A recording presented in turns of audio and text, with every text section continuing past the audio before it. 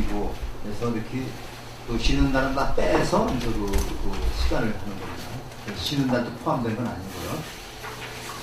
지난 시간에는 첫 수업인데 이게 지금 말을 안 들어가지고 아주 제가 굉장히 당황을 많이 했습니다.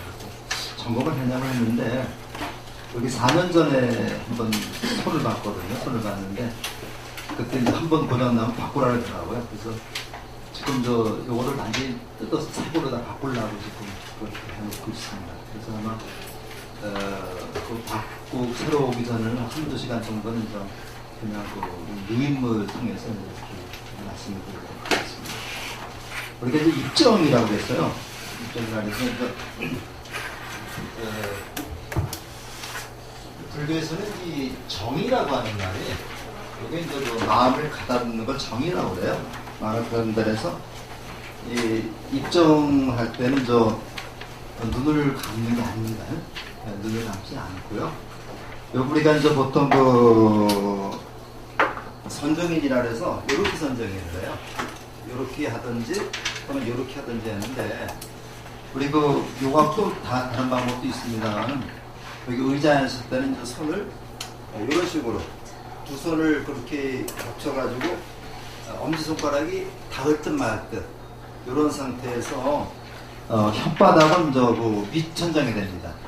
혀를 위천장에 대해서 위천장이 되고 그 다음에 이제 요 덩어리는 반듯하게 한 다음에 눈은 실루스 우리가 그걸 반개라고 그래요. 네, 반쯤 실눈을 뜨고서 한 1m 앞에를 이렇게 하는 겁니다. 그렇게 한번 해보실래요? 그래서 이게 기본 자세거든요. 이렇게 해서 요것이 졸게 되면은 이게 흐트러져 버려요. 떨어져 버립니다. 그래서 우리가 이제 그 스님들 선방에 들어서 이제 선정을 할 때 벽을 보고 선정을 들을 때 그 지도하시는 분이 이제 큰 죽비, 그걸 장군 죽비라고 하거든요. 요거 가지고 드머리를 딱 때리는 게 있죠. 근데 뭘 보고 하느냐면요. 손 떨어지는 거. 이거 손 떨어지면 이제 조는 겁니다. 그래서 이제 항상 우리가 손은 떨어지지 않게 이렇게 마음을 붙잡아 두라는 얘기죠. 그래서 그런 방법도 있는데 이제 우리가 하나하나 그렇게 배워가면서 일반 그 명상 센터에 가면 눈을 감으라 그러는 데도 있습니다. 근데 우리 불교 선정에서는 눈을 뜨는데 반 뜨는 겁니다. 이 부처님도 보면요, 불보살님 보면 여기 보면 눈을 반쯤 감았죠. 이걸 반개라고 해요. 반개인데 뭐 절에 법당에 가면 신중단을 보면 저 신중님들은 눈을 동그랗게 뜨고 있습니다. 한번 이 법당에 가서 부처님이나 보살님들은 반쯤 뜨고 있고 그 다음에 신중님들은 동그랗게 뜨고 있는데 이 동그랗게 뜨는 이유는 부처님의 말씀을 하나라도 놓치지 않고 듣겠다라고 하는 그런 뜻이고요. 여기 지금 반쯤 뜬 것은 선정하기에 가장 알맞은 자세라고 해요. 그렇게 우리가 좀 보시고 혹시 그 법회를 참석하다 보면요 예불을 올리는데 예불을 올릴 때 이제 그 맞이라고 하죠. 이 부처님께 드리는 음식을 맞이라고 해요. 밥을 맞이를 이제 상단에 놨다가 반야신경을 할 때는 끝나면은 그 맞이를 신중단으로 옮기죠. 옮기는데 이건 왜 그러냐면은 신중님들이 이제 부처님이 잡숫다 남은 음식만 먹겠다고 이렇게 다짐을 했어요. 그래서 이제 부처님이 맹기주시면 그 음식을 신중단에 갖다가 이제 이렇게 모셔서 신중님들이 들게 하시고 신중님들한테 이제 우리가 반야신경을 들어서 가르쳐서 깨우치게 하는 겁니다. 그래서 법에 보면 반야신경을 독송할 때는 반드시 신중단을 향해서 독송을 합니다. 그렇지 않은 경우도 원칙이 그렇다는 얘기죠. 그래서 오늘은 두 번째 강의가 이거 굉장히 두 번째가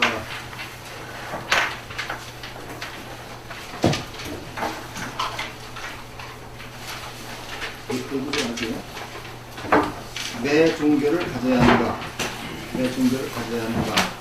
요 부분인데요. 아닌데 그거 아니죠?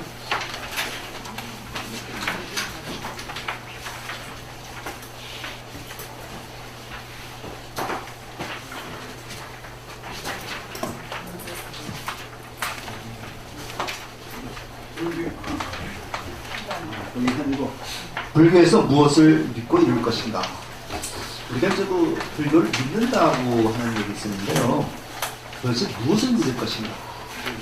무엇을 믿을 것인가? 오늘은 여기에 대해서 좀 우리가 생각을 해보겠습니다. 우리가 그 기독교 같으면은 신을 믿는 정도인데, 불교에서 누굴 믿는 것인가? 부처를 믿는 것인가? 아니면은 뭐 나를 믿는 것인가? 이런 문제를 가지고 우리가 따져봐야 되는데, 맨 처음에 우리 불교에 들어가는 네 개 단계를 신해 행중이라고 해요. 신해.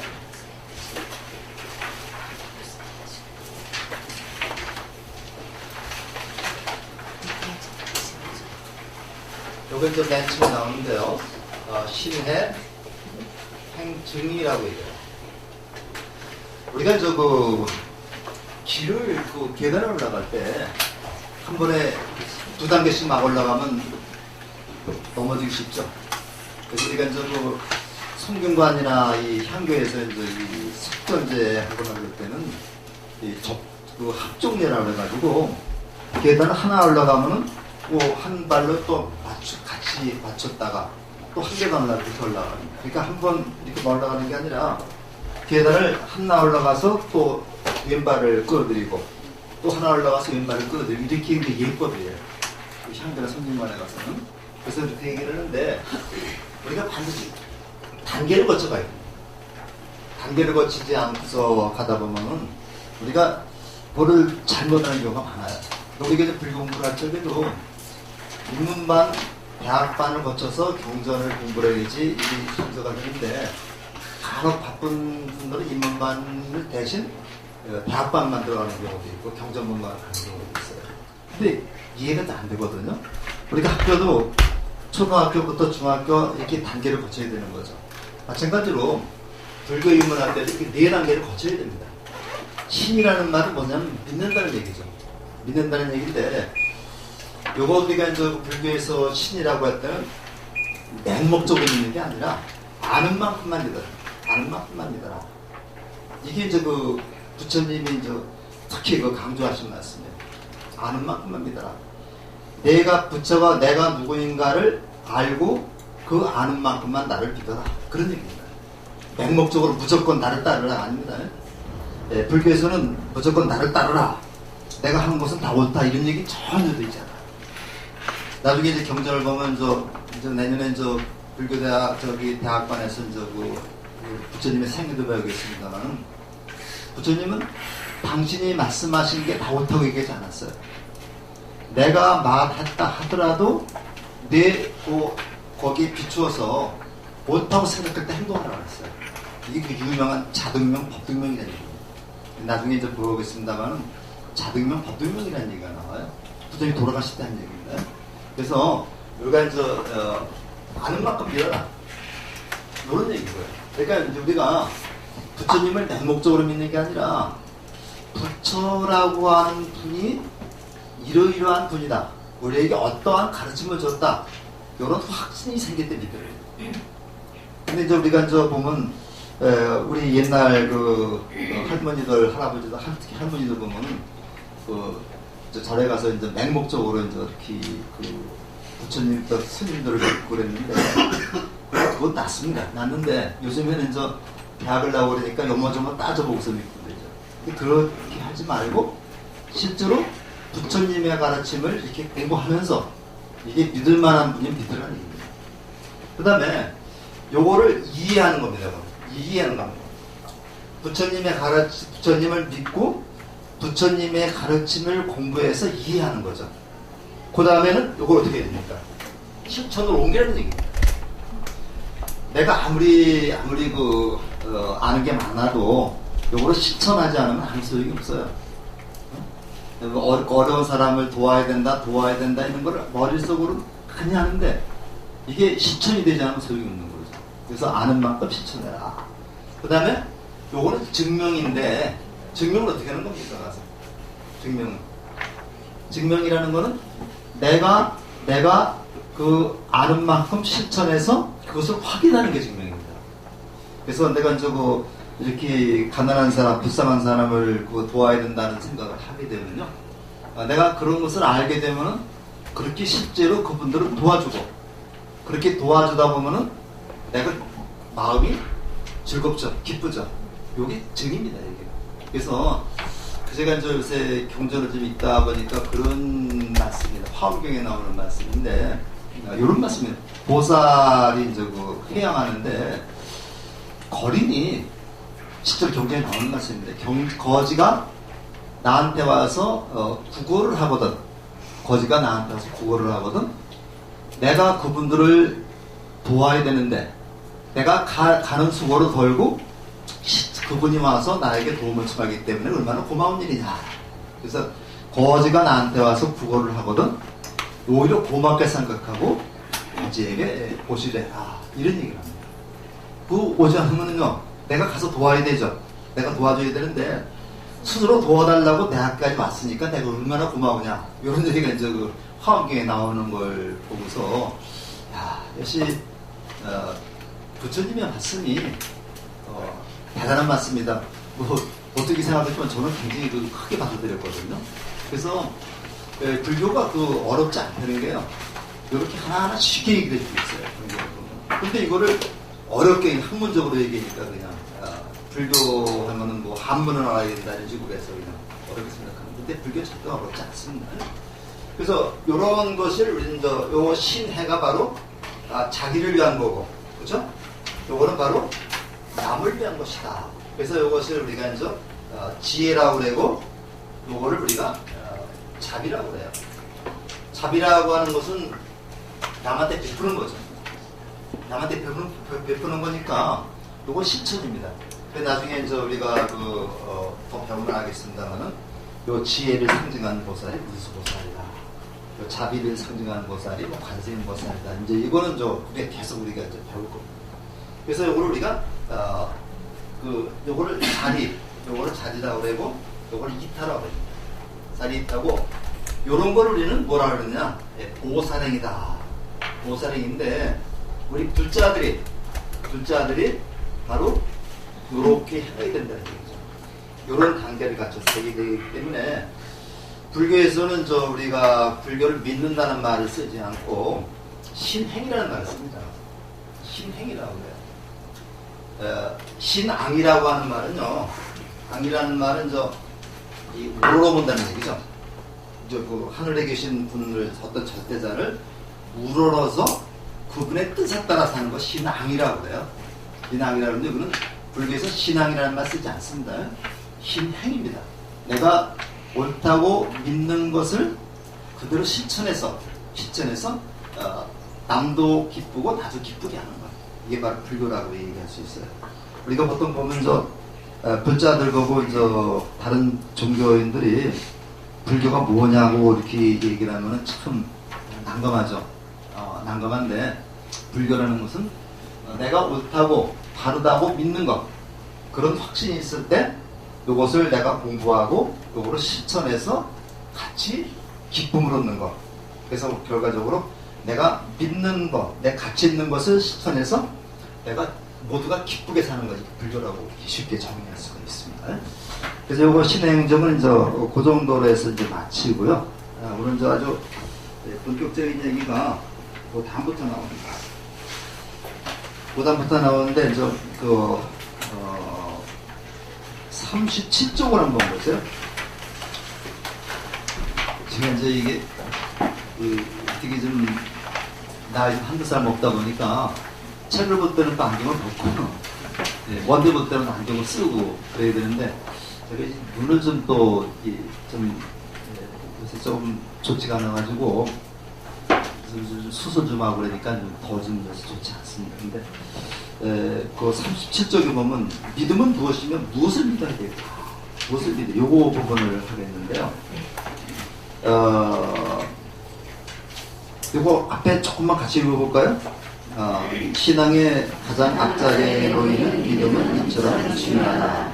영면에서 믿음을 뜻하는 빨리 오는 식달이다. 이 말은 덮어놓고 믿고 보자는 믿으면 다 이루어진다는 뜻이라기보다는 자신이 바르게 따라가야 할 길을 신중하게 선택하는 초석으로서 진리할 마음가짐을 뜻한다. 그래서 이에 기반은 신이라는 의미에서 신해라고 번역을 한다. 불자로 살아가면서 반드시 지녀야 할 마음가짐 중에서도 믿음이 첫 번째 이유는 확신에 찬 믿음이 있어야 부처님의 가르침을 이해하게 되고, 이해하게 되면 실천하게 되며, 실천하면 실천하는 만큼 무르익고 성취될 수 있기 때문이다. 그리고 신의 행정을 쭉 쉽게 설명을 해주고 있죠. 그 앞에 빨리어라고 하는 그 말이 나오는데요. 이건 좀 우리가 참고적으로 좀 다뤄야 되겠습니다. 옛날 그 인도말은 저 산스크리트하고 산스크리트라고 해요.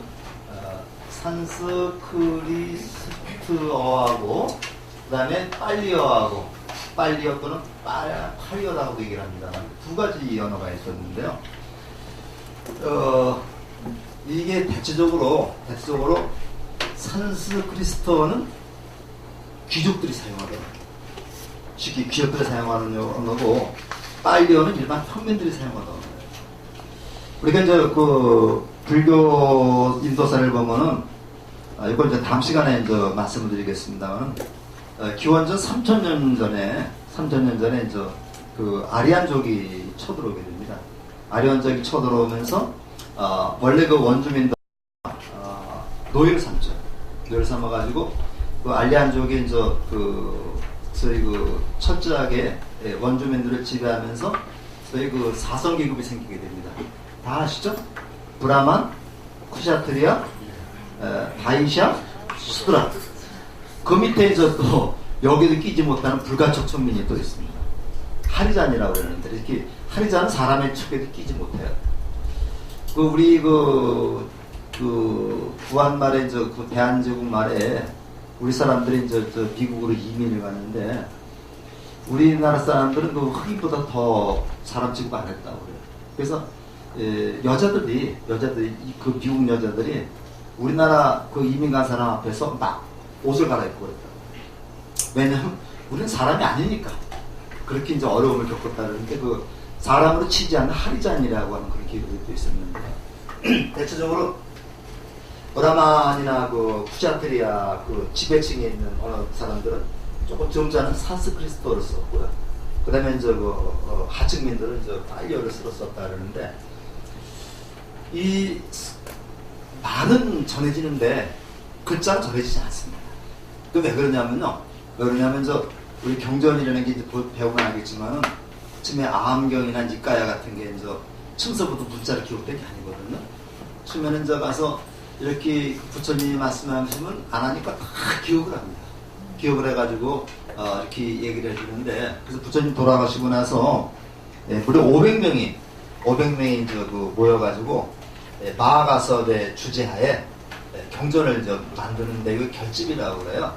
근데 이제 경전을 만드는데 아난이 부처님 시자를 25년 동안 했습니다. 아난이 이제 내가 이렇게 들었다. 여시아문이라는 말이 나옵니다. 내가 이렇게 들었다 하고 쭉 그 들은 거를 갖다가 기억해내면은 500명이 다 합성을 합니다. 합성을 해가지고 한 사람이라도 반대가 있으면 통과가 안 돼요. 그래서 합성을 해가지고 그 경전을 다 같이 노래해요. 그걸 가지고 문자로 기록한 게 아니라 꼭 제자들한테 다 그렇게 외우도록 합니다. 이래서 그런 몇백 년을 이렇게 이제 그 글자 없이 입에서 입으로 구전돼 내려왔던 것이 이제, 그래서 나중에 훨씬 뒤에 이제 문자로 기록이 되거든요. 이게 아함경이고 니까입니다. 이제 그렇기 때문에 글자가 없어요. 소리만 있지. 그래서 이제 그 영국 사람이, 인도가 영국 식민지였었죠.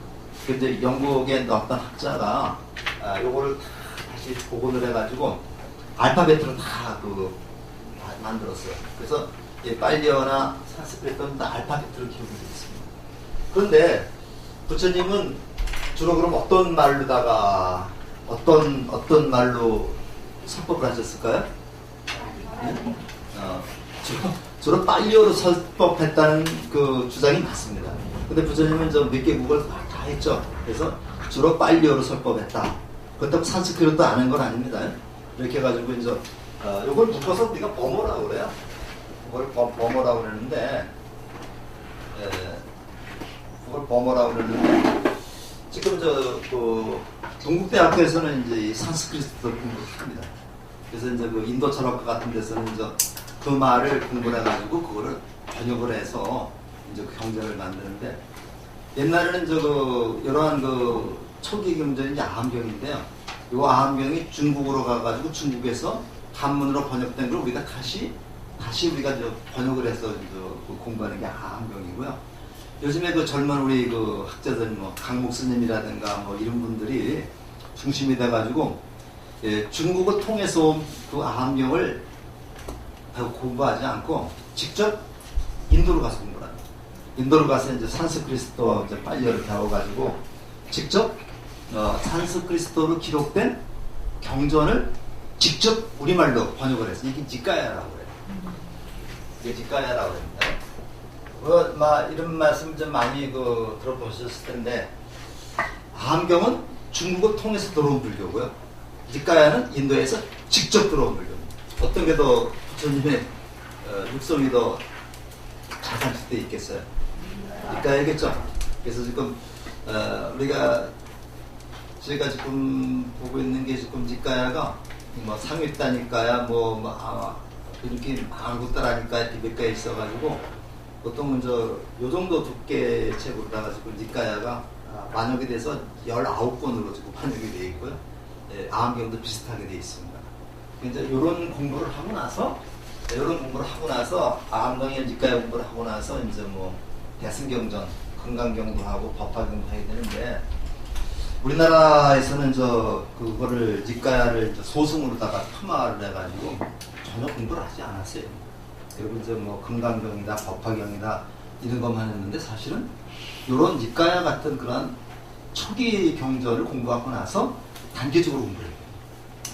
그리고 조금 얘기가 좀 흘러갔는데, 그러면 뭐를 해야 되겠느냐? 그래서 거기 교재 잠깐 좀 보실까요? 맨 밑에, 맨 밑에 불교의 세 가지 보배를 믿음의 대상으로 삼아야 한다. 그것은 비추천.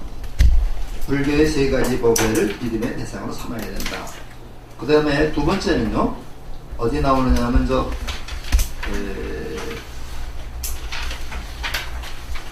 40쪽에 셋째 줄을 보면요, 불법성 삼보를 포함하는 6가지를 믿음의 대상으로 들기도 한다. 그것도 비추천을 하세요. 그 다음에 밑에서 하나, 둘, 셋, 넷, 다섯, 여섯, 일곱째 줄. 셋째, 대승불교나 선불교에서는 믿음의 대상으로 자신에게 내재된 청정한 마음이다, 진리성에 대한 믿음, 즉 그다음부터 비추천, 나 자신이 본래 부처라는 믿음을 가질 것을 강조한다. 이 세 가지. 첫째 뭐라 그랬습니까? 가서 삼보에 대한 믿음, 삼보에 대한 믿음을 가져야 된다. 그 다음에는 두 번째는 6가지, 삼보를 포함한 6가지입니다. 그 다음에 세 번째는 나 자신이 부처라는 믿음을 가져야 된다. 이렇게 얘기를 해야 되는데, 그럼 삼보가 도대체 뭐냐? 우리 삼보가 뭐냐면, 보통 우리가 세 가지 보물입니다. 세 가지 보물을 말하는데, 이거 삼보라고 해요. 삼보인데, 이 삼보가 첫 번째는 부처님입니다. 부처, 우리가 이제 부처라고 그러고, 요거는 인도말로 이렇게 해서 요거를 붓다라고 씁니다. 여기서 붓다라고 많이 써요. 붓다라고 하는 말이고, 우리말은 부처라고 그러고, 중국 한자 말에서 요거를 갖다가 이렇게 번역을 했어요. 요거 이제 불타. 그 다음에 불타를 약해서 불, 이렇게 얘기해요. 요거 불타라고 하는 말은요, 요 불타라는 말은 붓다라고 하는 말에 음을 갖다가 차용한 거죠. 음을 차용해서 요 불이나 타라는 글자 자체에는 뜻이 가지고 있지 않습니다. 그래서 우리가 한문 공부를 하다 보면요, 육소법이라는 게 나와요. 뭐 상형, 치사, 뭐 이렇게 육소법이 나오는데, 그 중에 가차라는 겁니다. 가차라고 하는 게 나오는데, 그게 뭐라고 그랬냐면요, 이렇게 씁니다. 가차라고. 요 가짜는 빌려온다는 거예요. 빌릴 가짜. 이걸 거짓 가짜로 쓰기도 하지만, 요 빌릴 가짜입니다.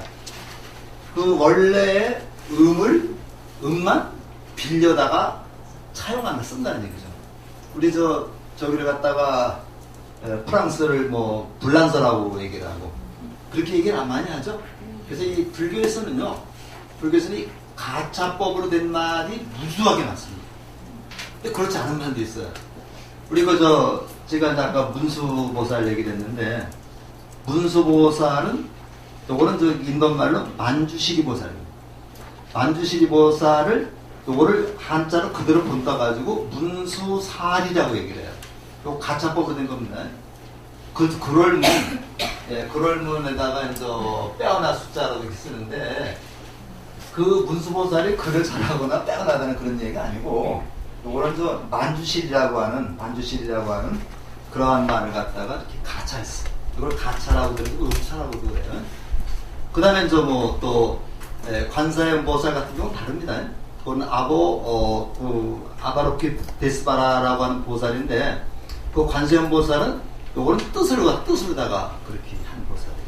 그러니까 우리가 보살 이름도 문수보살은 음을 차용한 거고, 관세음보살은 요거를 뜻으로 풀어서 쓴 겁니다. 이제 그런 거 잘 알아야 되는데, 불은 이렇게 이제 붓다라고 하는 말을 이제 음으로 차용해서 쓴 그런 말이 되죠. 그 다음에 두 번째는 이제 법이라고 그래요. 법이라고 그러는데, 요거는 그 부처님의 가르침을 우리가 법이라고 합니다. 근데 이 법이라고 하는 말 우리가 잘 많이 하지만, 문수변에다가 갈 것자라 그러죠? 세상의 흐름에 맞춰, 원칙대로, 그 다음에 있는 그대로의 경지를 갖다 법이라고 해요. 그래서 이걸 보통 부처님의 가르침 또는 진리라고 하는 말을 씁니다. 부처님의 가르침을 진리라고 해서 이걸 법이라고 해요.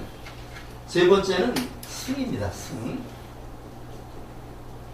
이거를 우리가 이제 승가라고 얘기를 하는데, 우리나라에서는 요거를 그냥 스님이라고 이렇게 번역을 하고 있어요. 스님 번역을 해가지고, 우리가 이제 불법 승을 삼보다. 이 삼보가 갖춰져 있어야지만 불교가 됩니다.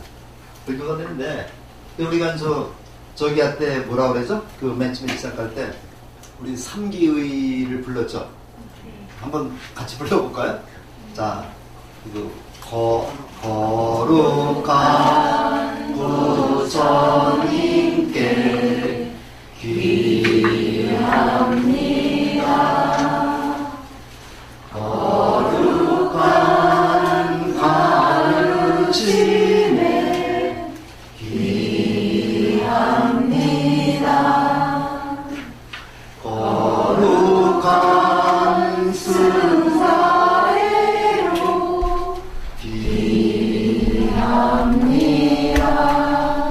이 귀라는 건 뭐예요? 귀라는 말은 돌아가서 의지한다. 이 귀자가 돌아갈 귀자에다가 귀자가 돌아갈 귀자죠. 귀가한다. 입니다. 이 의자를 의지한다는 얘기니까요. 이분들에게 의지한다는 얘기입니다. 의지하는데, 부처님한테 의지하는 게 이제 거고, 그 다음에 부처님의 가르침을 의지하는 거고, 그 다음에 부처님의 가르침을 실천하는 분들을 실천하는 그러한 집단을 승가라고 해요. 부처님의 가르침을 실천하는 그러한 집단을 우리가 승가라고 얘기를 합니다. 승가라고 쓰는데, 승가라고 이렇게 쓰거든요. 승가 쓰는데, 이것도 승가라는 말인데, 이것도 가차법입니다. 가차법인데, 원래는 스님들의 그 집단은 상가라, 상가. 그 인도말에서 상가라고 그러는데, 이 상가라는 말을 한문으로 옮기면서 승가라고 옮긴 겁니다. 그래서 승가에서 가짜를 빼버리고 승이 된 거죠. 이 스님들은 승이라고 그러죠. 우리나라에서는 중이라는 말도 이제 많이 썼는데, 요즘에는 중이라는 말이 좀 상대방을 폄하하는 뜻으로 다 많이 쓰는데요. 사실은 그렇지 않습니다. 우리가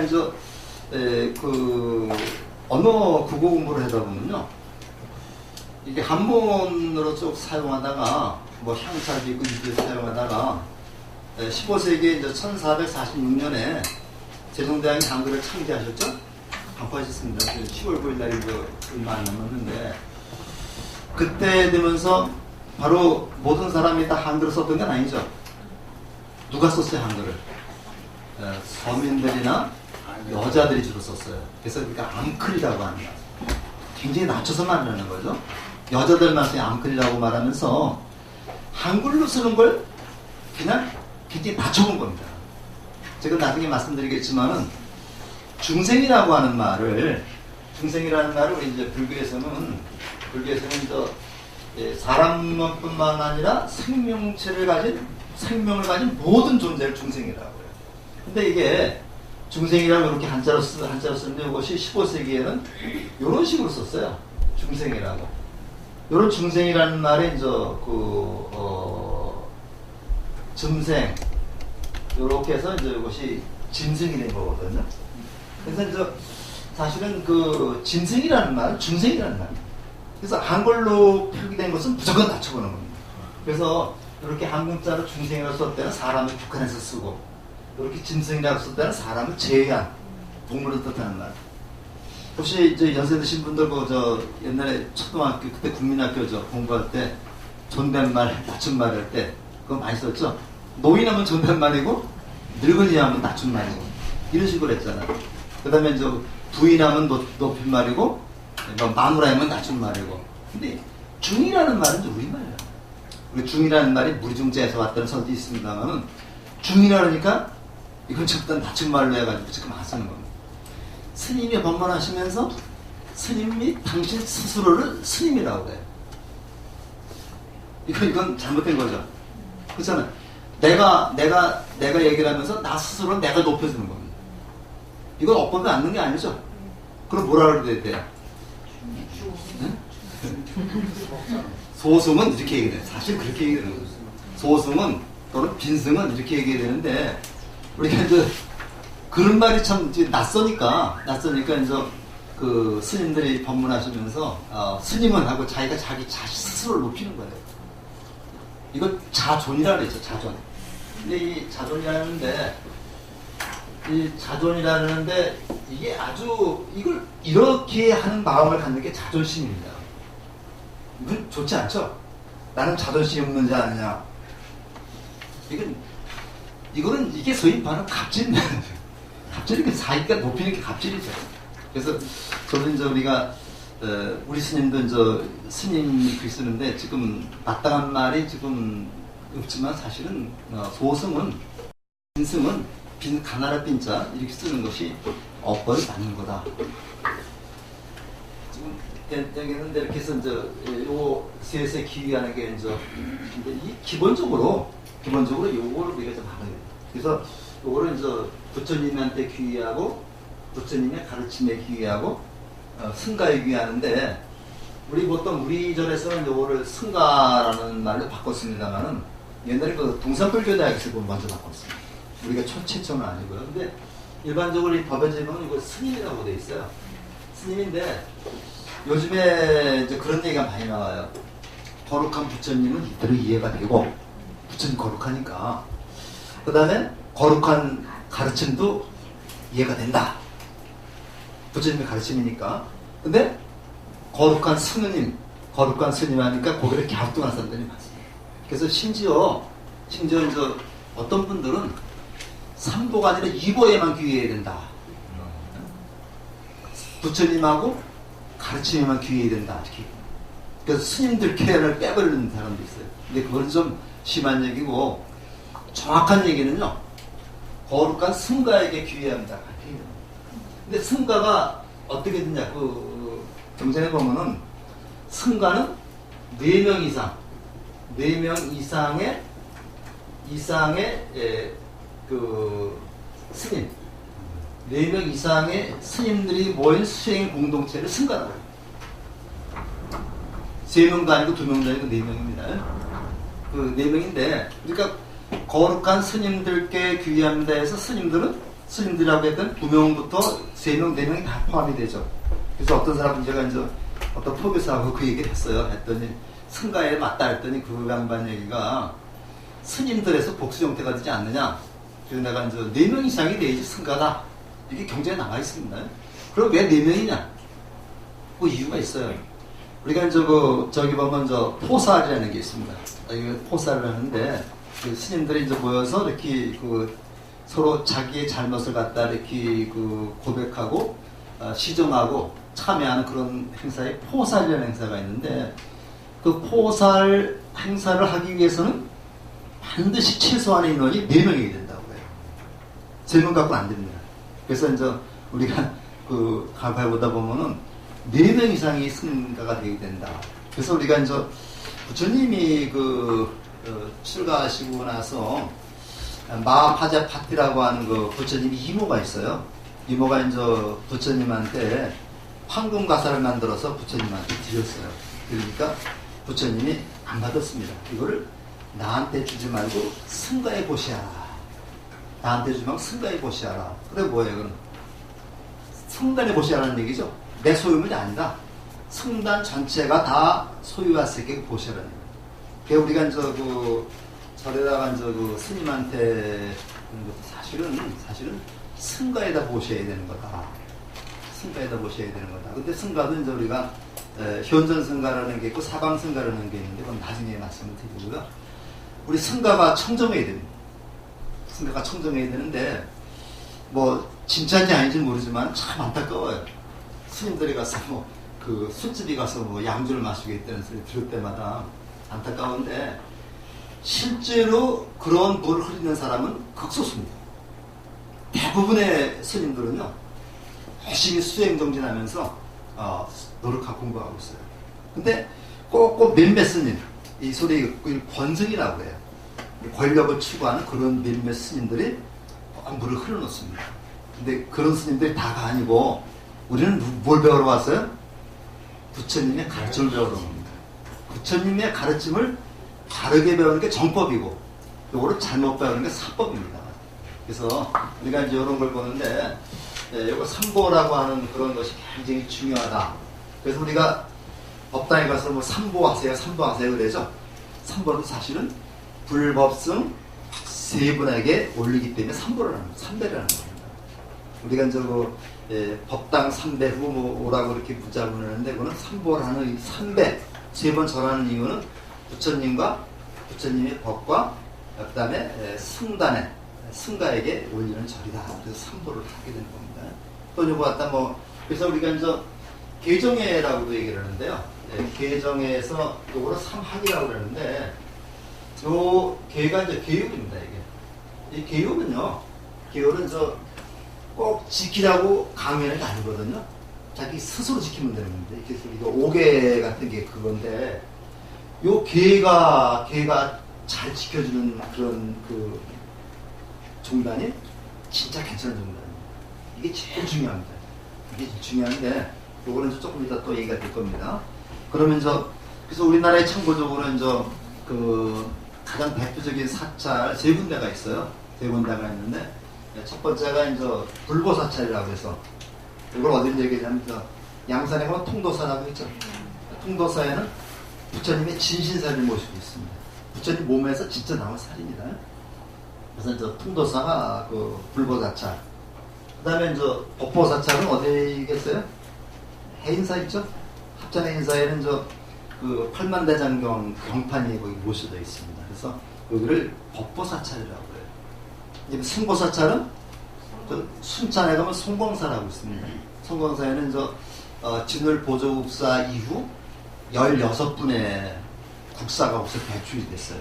그래서 우리나라에서 가장 대표적인 사찰로 통도사, 승보사찰, 법보사찰, 불보사찰, 해인사, 법보사찰, 그 다음에 송광사, 이렇게 이제 승보사찰 이렇게 세 군데가 가장 대표적인 위치가 되고 있습니다. 조금만 더 하다가 조금 쉬죠. 교재 보면요. 오늘 사실에 가장 공부하는 핵심이 이 부분입니다. 38쪽에 보면요. 또 빨간 글씨 있죠. 이거 같이 좀 읽어보고 제가 말씀드리겠습니다. 자, 그대들은 황량한 들판을 지나가다가 온몸이 털이 굶설 때에는 열의 삶에서 생각하라. 즉 열에는 마땅히 분양받을 만한 일이고 올바로 하나님의 깨달을 수 없고 지혜와 실천을 다 갖추어졌고 잘 가졌으며 세상을 잘 알고 묘지 높으며 사람을 잘 길들여주고 천상과 인간의 스승이시며 깨달으신 제도이시다 라고 생각하면 두려움이 사라질 것이다. 법에 관해서 생각하라. 부처님의 바른 법과 율은 이번 생의 번뇌를 떠나게 해주며 때를 기다리지 않고 깨칠 수 있으며 유익하고 스스로 깨달아 알 수 있는 것이다 라고 생각하면 두려움이 사라질 것이다. 승가에 관해서 생각하라. 제자는 착하고 바르게 나아가며 세상에 복을 낳는 밭이 된다고 생각하면 두려움이 사라질 것이다. 이와 같이 세 가지를 생각하고 두려움은 곧 사라질 것이다. 여기 이제 자바암경이라는 암경이 있는데요. 거기에 첫 부분을 다시 보겠습니다. 보면 거기 열애에 대해서 관해서 생각하라고 나와 있죠. 그래서 그 열애가 바로 그 부처님을 열애라고 그러는데, 요거 이제 부처님의 10가지 칭호입니다. 10가지 칭호인데, 그 열애라는 말이 하나 나왔죠. 그 다음에 마땅히 공양받을 만한 분, 요걸 응공이라고 그래요. 응공이라고 그러고, 쓰지 마세요. 그죠? 그 다음에 올바로 원만하게 깨달으셨다는 말을 정변지라고 얘기합니다. 정변지. 그 다음에 지혜와 실천을 다 갖추셨고, 이건 명행족. 그 다음에 잘 가셨으며, 이게 선서. 세상을 잘 알고 위 없이 높으며, 세상을 잘 알고가 세간에, 위 없이 높으며 무상사. 사람을 잘 길들이시고, 이게 조장부. 그 다음에 천상과 인간의 스승이시며, 이게 이제 천인사. 그 다음에 깨달으신 세존이시다. 불세존에서 10가지 칭호가 되는데, 요걸 이제 좀 알기 쉽게 얘기하기 위해서 우리 유인물 1페이지입니다. 그 순서대로 되어 있습니다. 요게 우리가 보통 보면, 열애라는 말이 나오는데,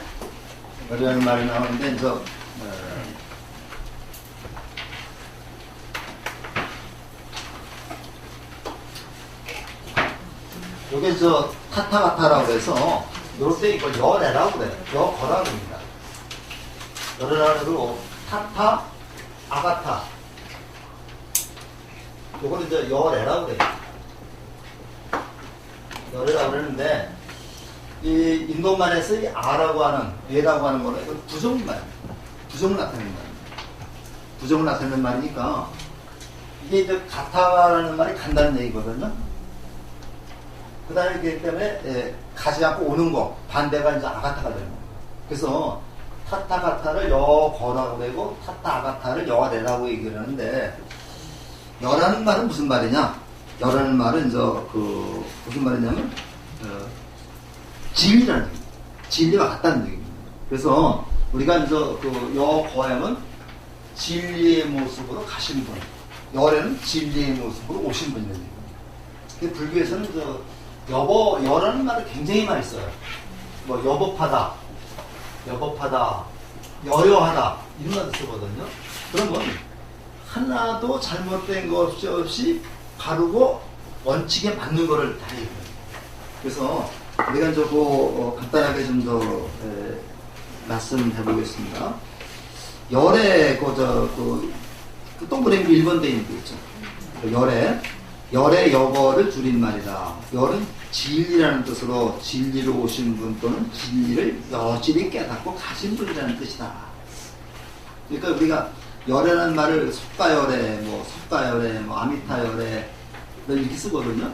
그때 이제 열애라는 말은 진리라는 뜻으로 진리로 오신 분 또는 진리로 살다 가신 분의 뜻입니다. 여거라는 말도 쓰고 열애라는 말도 같은 말인데 보통 우리는 열애라는 말을 많이 써요. 그 다음에 두 번째가 이제 응공. 응공이 응자는 마땅이라는 뜻이고, 공이라는 말은 공양이라는 얘기죠. 이거는 응당 하늘과 세상 사람들의 공양을 받을 만한 분이라는 뜻이다. 그래서 우리가 지난 시간에 얘기했죠. 점심 공양하시라고 하는 말은 우리가 부처님을 대접해 주는 얘기예요. 공양을 받을 만한 자격이 있는 분들입니다. 은공이 그런 말입니다. 세 번째가 정변지인데, 요 불교에서는요, 이렇게 그 읽는 말, 이 한자를 이걸 격음이라고 얘기를 하거든요. 이건 저 변자가 두르변자입니다. 두르편자인데, 편자인데, 이런 말, 이 거센 말, 이제 격음이라고 그러는데요. 이런 말은 가급적 쓰지 않습니다. 그래서 이거 갖다가 불교에서는 정변지라고 해요. 그러니까 바르고 두루 안다는 뜻이죠. 그래서 우리가 정편지하는 사람들이 있습니다. 잘못된 거고 정변지라고 얘기를 해서 맞습니다. 그리고 우리 불교 용어들이 굉장히 좀 특이한 게 많은데, 그거 뭐라고 읽어요? 도장인데 불교에서는 이걸 도량이라고 읽습니다. 그거 잘 알으세요? 그러니까 스님들이나 그들이 수행 정진하는 것도 도량이라고 그러는데, 도장이라고 써놓고 읽을 때는 불교에서 도량이라고 읽습니다. 그래서 우리가 이제 뭐 지장도량, 관음도량 그런 말을 써요. 그래서 이제 요거는 정변지가 이제 그런 얘기고요. 그 다음에 네 번째가 그래서 위없는 지혜와 깨침을 얻은 분이라는 뜻이며, 바르고 평등하게 우주와 인생의 모든 어디를 깨달았다는 의미도 포함되고 있다. 이게 정변지고요. 명행족이라고 하는 말에 이제 명은 우리가 이제 보통 무명을 어리석음이라고 본다면 명은 밝음이죠. 그래서 명행족은 지혜와 행은 실천입니다. 지혜와 실천을 두루 갖춘 분이다. 부처님은 아는 만큼 실천하는 분이다. 그 다음에 선서는 요 서자가 간서자고, 선자가 착할 선자인데 요새는 보통 잘한다, 잘한다는 뜻으로다가 선자를 많이 씁니다. 그래서 요거는 잘 가신 분, 어떻게 잘 가신 분이에요? 네, 피안의 세계로 원칙대로 가신 분이다 해서 선서라는 말을 쓰고요. 그 다음에 이제 세간의 세상의 모든 이치를 다 아시는 분이라는 뜻입니다. 그 다음에 이제 무상사는 그 무상이라는 말이 이제 위없다, 최고라는 얘기입니다. 최고의 최고의 만족에 갖춘 분이다. 조장법에서 이 조자는 닮는다는 얘기고, 어자가 다스린다는 얘기죠. 사람들을 잘 다스리는 그런 분이다. 천인사는 하늘과 인간의 스승이다. 그다음에 분세전은 깨친 사람이라는 뜻인데, 나머지 각기 여러분들 이제 읽어보시면서 보도록 하시고, 지금 한 3분 정도 됐는데 조금 쉬었다가 10분에 시작을 하겠습니다. 10분에 시작을 하는데 오늘 좀 칠 보신 분들도 많고 그러니까요. 10분에 시작하면서 간단하게 자기 소개하는 시간 좀 갖도록 하겠습니다. 조금만 쉬세요. 우리가 항상 학생 모집이 굉장히 고민스러운데, 요 근래는 이렇게 아시는 분들이 이렇게 소개를 해주셔가지고 그래도 좀 잘 운영이 되고 있습니다. 저도 조금 소개를 해야 되겠죠? 저는 저희 집안이 불교 집안도 아니고 아무것도 아닌데요. 이것도 저인가 봐요. 전생은 그랬어요. 제가 지금 생각을 하는데, 괜히 불교가 좋더라고요. 그래서 이제 고등학교 때 이제 그런 생각이 들어가지고, 제가 실력은 좋지 않지만 그래도 그래서 일부러 동국대학을 갔습니다. 불교대학을 가가지고 거기 가서 지금도 있지 않은데 홍동식 교수라고 돌아가셨는데, 그분 때쯤에 1학년 때 불교 공부를 했어요. 근데 그분의 가르침이 지금도 남아있더라고요. 남아있는데 그분이 뭘 얘기했냐면 사문유관이라고 있어요. 사문유관이라고 있으면서 이거는 그거에 대해서 말씀드렸는데, 그게 내리에 박혔고, 그래서 제가 교직을 제가 39년을 했습니다. 고등학교에서 국어선생으로 39년을 해서 제가 국어 얘기가 많이 나올 겁니다. 그래갖고 우리 스님하고는 한 5, 6년 인연이 있었고요. 그러다가 직장 때문에 제가 여기 신도회장도 한 번 했었고 그렇게 했었는데, 아무튼 직장이니까 잘 못 적겠죠. 그러다가 퇴직을 하고 나서 2011년도에 퇴직을 했습니다. 제가 퇴직을 나서 이제 인천 향교에 제가 또 좀 가서 근무 좀 했고, 그러다가 이제 우리 스님 또 좀 요청이 있어가지고 불교대학 지금 왔는데 지금 코가 지금 껴 있습니다. 그랬는데 저도 뭐 아는 건 없지만은 같이 이제 공부를 하면서 지금 있습니다. 그래서 그리고 그 단체가 많은데 매주 화요일 날은 또 이 거사회가 있어가지고 바로 어저께 이 자리에서 또 우리가 같이 공부를 하기로 하거든요. 저도 이제 같이 공부하면서 좋은 그 길잡이가 되도록 노력을 하겠습니다. 먼저 그 열애라고 하는 그 설명이죠. 열애란 부처님을 뜻하는 여러 명칭 중에 하나다. 근데 이제 열애라고 하는 말이 여기 그 유인물에 이제 그 제가 써놨습니다만, 열애라고 하는 말이 저 부처님이 스스로를 지칭하는 용어입니다. 스스로는 이제 부처님이 나는 열애다 이렇게 지칭하는 말이고, 일반적으로 불자들이 부처님을 읽을 때는 열애라는 호칭을 잘 안 써요. 주로 세존이라는 말을 많이 씁니다. 그래서 그 어떤 사람들은 열애라는 말은 이제 열애 10호에 포함시켜서는 안 된다.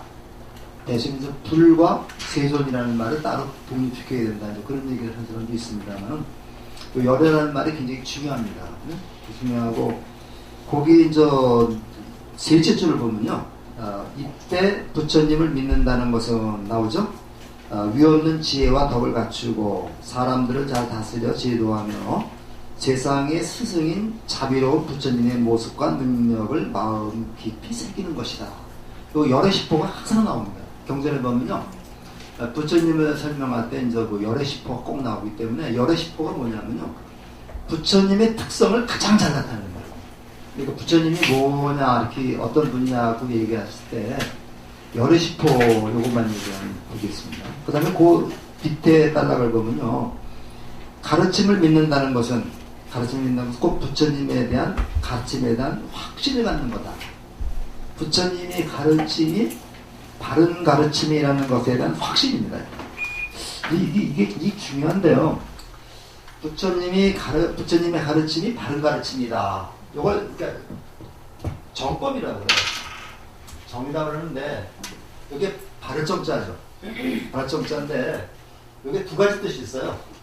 바르다라는 말이 있고 옳다라는 말이 있습니다. 그래서 이걸 우리가 정법이라고 말했을 적에 이 정이라고 하는 말은 어떤 뜻으로 말이 될까요? 어떤 뜻으로 할까요? 바르다. 우리가 이제 옳다라고 하는 말은 이제 하나 더하기 하나는 둘인, 이건 옳은 얘기죠. 제가 이제 못 읽겠습니다만. 그렇지만은 하나 더하기 하나가 될 수도 있고 셋이 될 수도 있어요. 물방울 하나에다 물방울 하나 더 붙이면 하나가 되어버리죠. 요런 게 바른 겁니다. 요거 정법이라고 해요. 그래서 요거에 대한 반대 말로다가 이제 사법입니다. 바르지 않은 법 사법이라고 그래요. 그 다음에 또 요거 때는 저 요로 때 쓰는 말이고요. 요로 때는 요건 옳다고 했을 때는 잘못된 것은 오라고 그러죠. 정오라고 그러죠.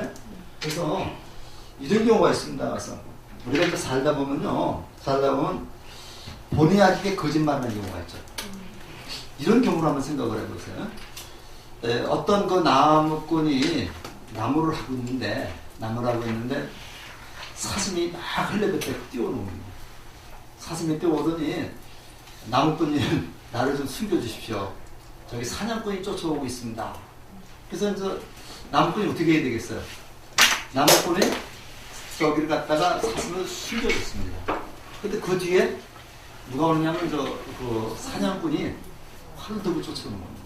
그러면서 나무꾼한테 말하기를 사슴이 어디로 갔습니까? 어떤 쪽으로 갔습니까? 물었을 때 어떻게 대답을 해야 돼요?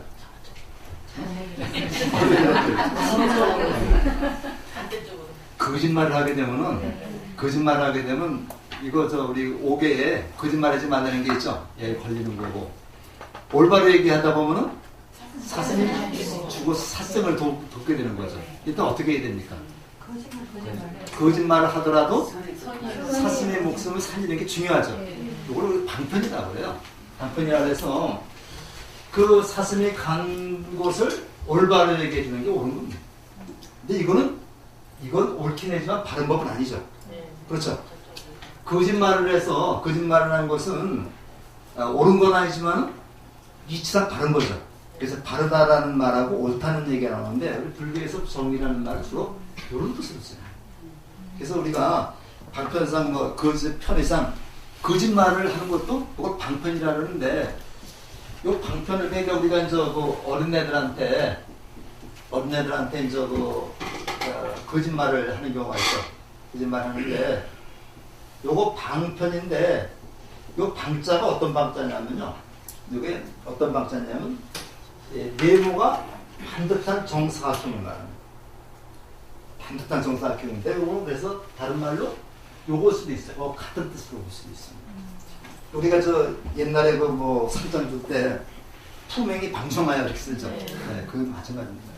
그래서 요렇게 반듯한 목적 달성을 위해서 삿대지 않은 바른 그러한 수단으로다가 사용되어야 되는데 요거를 잘못된 수단으로 사용되면 방편이 아닙니다.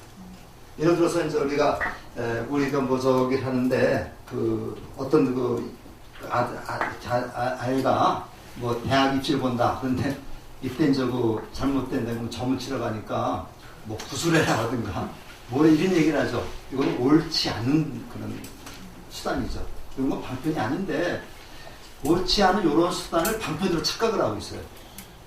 착각을 하고 이제 기도하시면 관음 기도하시면 합격합니다. 이런 얘기를 하는 이건 잘못된 겁니다. 실제로 아이들이 입시 시험을 보게 되면 뭘 해줘야 돼요? 아이들이 열심히 공부할 수 있도록 분위기를 조성해 줘야 되는 거죠. 갑박이 안 나가 소용없습니다. 네, 소용인데 애들은 혼자 라면 끓여먹고 공부하게 두고서 갑박이 가서 밤새 기도해봤자 이거 옳지 않죠? 옳지 않죠? 근데 이런 거를 우리가 이제 사법이라고 그래요. 그래서 우리가 이제 정법, 우리가 이제 우리 불교대학에서는 정법만을 전하려고 노력을 하고 있습니다. 노력하고 있는데 사법은 나도 망가지고 같이 망가지는 거예요. 그러니까 스님들한테 대할 때도 이거 우리가 신도들이 잘해야 됩니다. 신도들이 잘해야지. 신도들이 그냥 스님한테 그냥 용돈이나 갖다 주고 이거 스님 버리는 거예요. 그래서 저는 제일 싫어하는 말이 큰 스님이라는 말. 우리 행사를 하게 되면은 그 4월 초파일 날쯤에서 문화회관 마당에서 이제 행사를 하고 특별 행사를 하면 전부 다 큰 스님이에요. 무슨 큰 스님이었는데 진짜 큰 스님이라는 호칭을 들을 때는 덕이 높고 그 다음에 그런 분들이 들어야 됩니다. 그래서 내가 보기에는 우리나라에서 큰 스님이라고 호칭할 수 있는 분은 종정 스님이나 방장 스님이나 이런 분들 외에는 큰 스님이라고 하면 안 돼요. 근데 아무나 돼도 큰 스님이에요. 그래서 저는 우리 학장 스님한테 저들 큰 스님이라고 한 거예요. 그렇게 우리가 적은 스님이 아니라 수행하시는 그런 스님들한테 큰 스님 하게 되면 진짜 그분들이 큰 스님이잖아요. 그래서 우리가 이제 이 방장 스님이라는 스님들이 있거든요. 그래서 우리가 이제 총림이라는 데가 있는데 총림의 우도론 되시는 분이 방장 스님입니다. 그러니까 방장 스님이나 종정 스님 같은 분들은 우리가 보통 법납이 한 60년쯤 되고 그다음에 이제 그런 분들입니다. 그래서 우리가 함부로 이제 여러분들도 스님 보고 큰 스님 하지 마세요. 제가 하지 말라 그럴까 그랬어요. 실제 그렇습니다. 실제 이제 그 얘기를 했더니 개근자들하고 이제 스님하고 같이 식사하는 시간이 있거든요. 그때 부학자님이 큰 스님이라고 하지 말라 그랬다고 그래서 그렇게 하세요. 그래서 진짜 그렇게 해야 됩니다. 아무나 그냥 다 큰 스님이면 안 되는 거예요. 자, 그 다음에 이제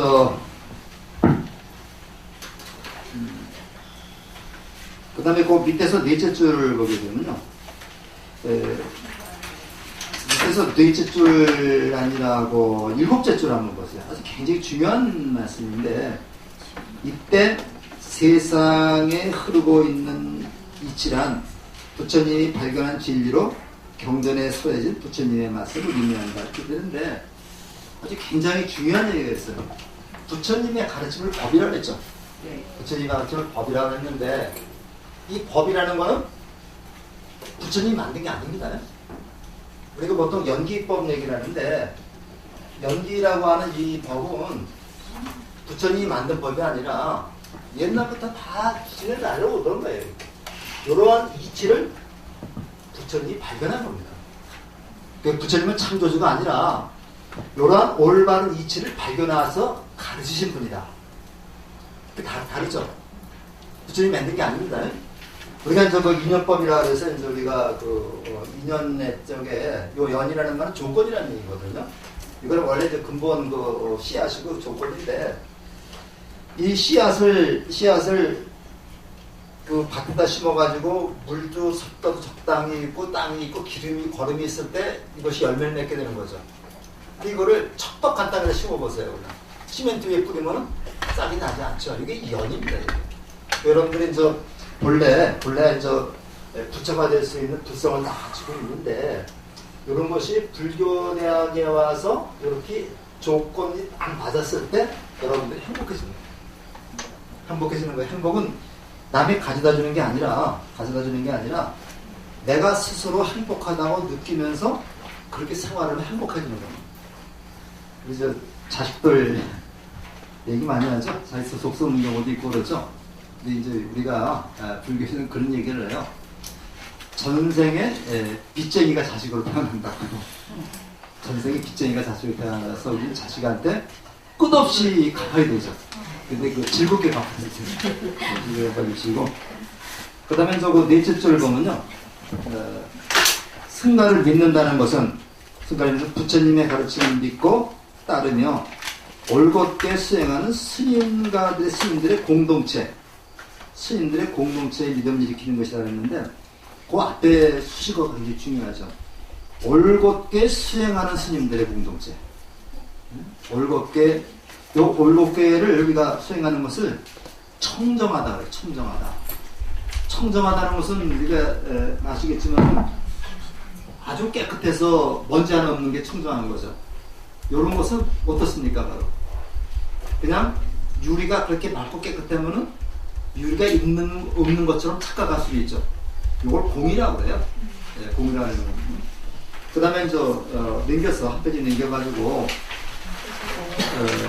셋째 줄에 불복승 삼보를 포함한 6가지를 믿음의 대상으로 두기도 한다. 6가지라는 것은 앞에서 말하는 불복승하고 그 다음에 계율입니다. 그 다음에 보시. 이 보시는 다른 사람을 도와주는 건데, 요것도 보시라는 말을 이렇게 써요. 이게 원래 포자죠. 포자인데, 요게 보시라고 있습니다. 그래서 이 격음, 휴업, 티브, 피업, 이런 말들은 거의 불교에서 쓰지 않습니다. 그래서 그러니까 포시라고 있지 않고 보시라고 있고, 아까도 정편지라고 있지 않고 정편지라고 있고. 근데 이 포자가 이것도 포라고 읽을 때가 또 있어요. 아까 제가 잠깐 얘기를 했지만은 포살이라는 게 있거든요. 이거 살이 있는데 이것들은 포살이라고 있습니다. 이제 이렇게 용어 같은 것 우리가 좀 잘 알게 되면, 개념을 알게 되면 좀 쉬운데, 이게 책이란 어떻게 읽어야 될까 굉장히 좀 혼동하는 경우가 많습니다. 보리 같은 경우인데요. 이 보리라고 하는 말은 보디인데 요거를 보리라고 있거든요. 그래서 쓸 때는 이렇게 씁니다.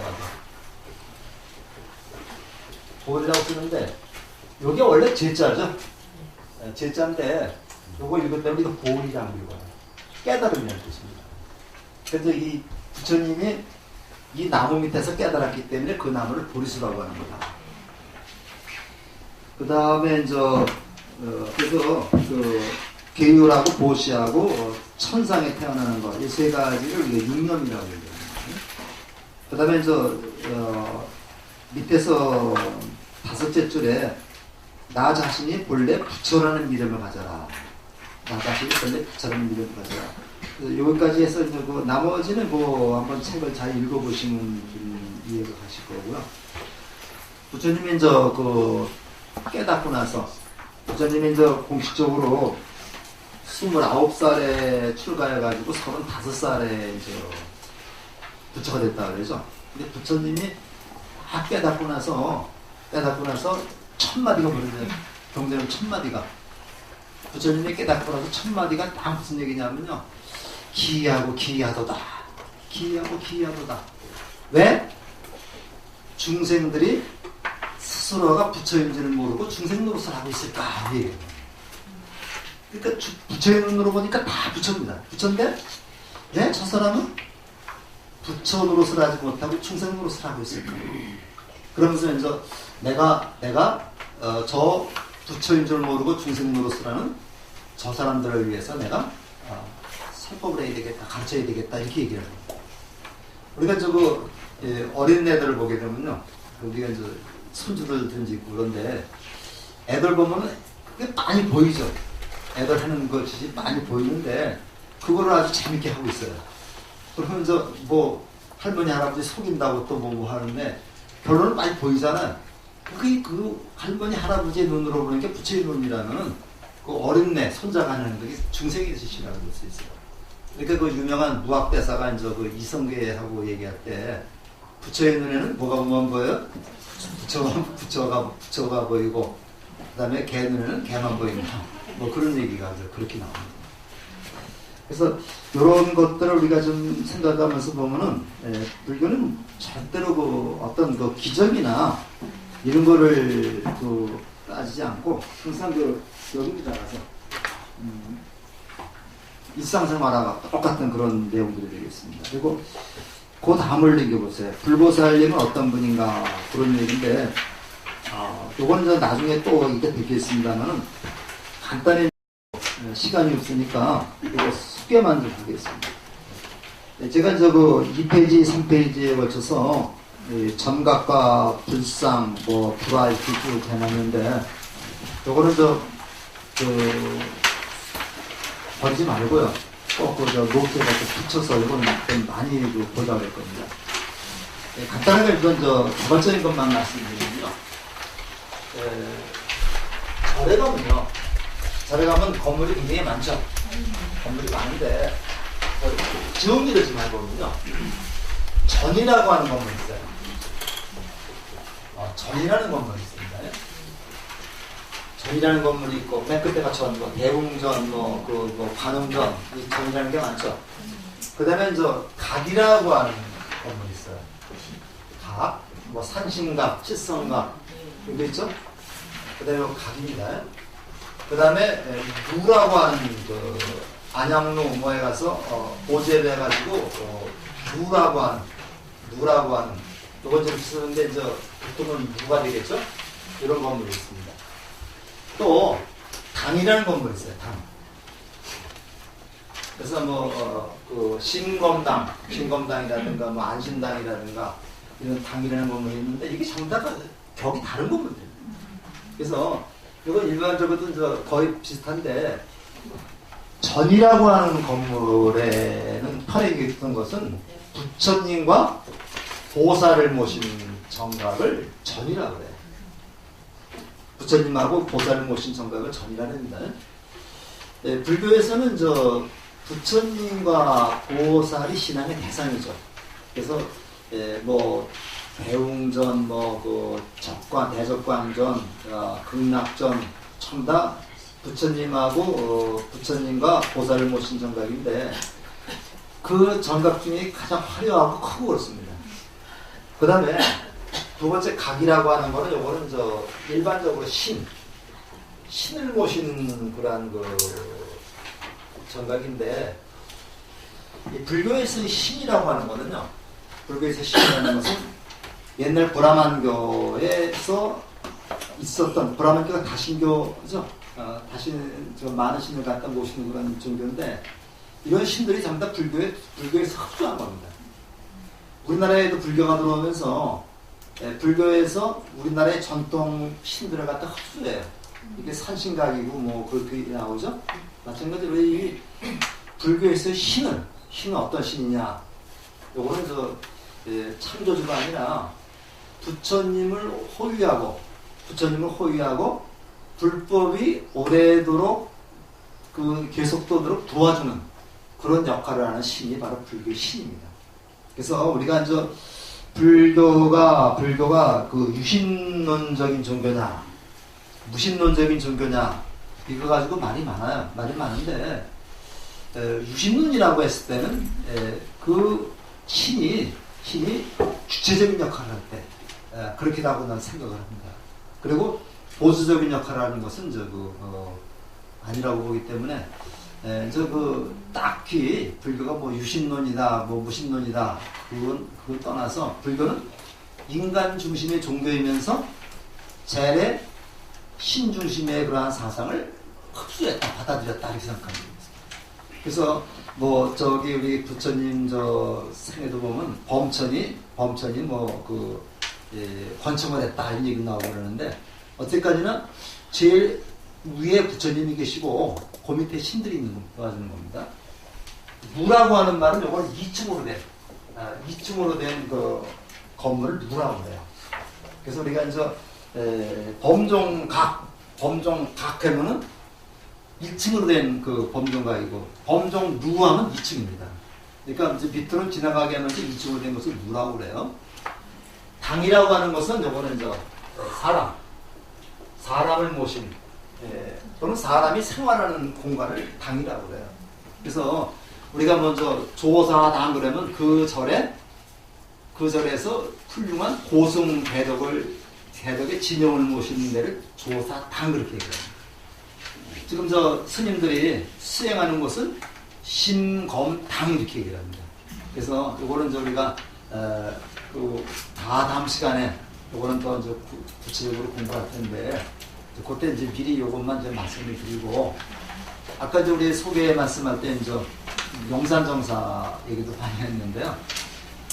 우리 절에서 수미정사를 중심으로 해가지고 우리 절의 공식 이름은 수미정사 경희불교대학입니다. 이걸 중심으로 해가지고 용산정사, 그 다음에 미추홀복지관, 연수복지관, 그 다음에 미추홀공덕회가 같이 이렇게 묶여서 한 가족이 되고 있습니다. 가족이 되는데 우리 수미정사라고 하는 정사라고 하는 말이 절이라는 얘기입니다. 절이라는 얘기인데 불교에 수미산이라는 산이 있어요. 수미산이라는 산이 있는데 이렇게 원통으로 되어 있습니다. 수미산이 이렇게 원통으로 되어 있는데 이 수미산 맨 꼭대기에 누가 사냐면 죄석정이 살아요. 한님이 살아요. 여기 밑에 입구에 4명의 천왕이 있어가지고 이걸 갖다 호위해 주는 거거든요. 그래서 요거를 그대로 절로 형상화한 것이 사찰이죠. 그래서 맨 끝에 이렇게 배웅전이 있고요. 밑에 천왕문이 있는 거예요. 그래서 우리가 전설적인 그리고 요 수미산을 중심으로 해서 4개의 세계가 있어요. 남선부주, 동승신주, 그 다음에 서우화주, 북구로주. 이게 우리가 보통 남선부주라고 그러죠. 그래서 우리가 스님들이 축원할 때 남선부주, 동양, 대한민국, 인천 이렇게 얘기합니다. 그건 나중에 더 말씀드리고 이게 전설적인 불교의 상징적인 산이 수미산이고요. 영산은 영축산이라고 그래요. 영축산인데 요거는 인도에서 부처님이 법화경을 설한 산이 영축산입니다. 영산을 줄여서 영산이라고 하는 거예요. 그래서 우리가 수미정사는 수미산에 있는 절, 그 다음에 영산정사는 영축산에 있는 절. 영축산은 실제로 인도에 있습니다. 인도에 있는데 거기는 높지는 않은데 거기 올라가면 계단을 쭉 올라가면은 거기 부처님도 모셔놓고 그랬어요. 그래서 거기 가서 법화경을 설한 유명한 곳이기 때문에 거기서 108대도 하고 그렇게 많이 합니다. 성지순 낼 때 꼭 찾아뵙는 데가 영산이 되겠습니다. 그래서 영축산은 영산정사는 영축산에 있는 절, 그 다음에 수미정사는 수미산에 있는 절. 일단 그렇게 좀 알아보시면 되겠습니다. 어저께 12시가 다 됐는데요. 오늘은 요렇게 하고, 다음 시간에 요거 이제 마무리를 해가면서 부처님의 생애, 보다는 부처님의 생애인데, 실제로 우리가 불교라고 하는 그 종교가 석가모니 부처님으로부터 비롯됩니다. 수많은 그 불보살이 많이 있지만 그 중심은 바로 석가모니 부처님입니다. 석가모니 부처님은 어떤 분인가 여기에 대해서 말씀을 드리도록 하겠습니다. 이상 마치겠습니다.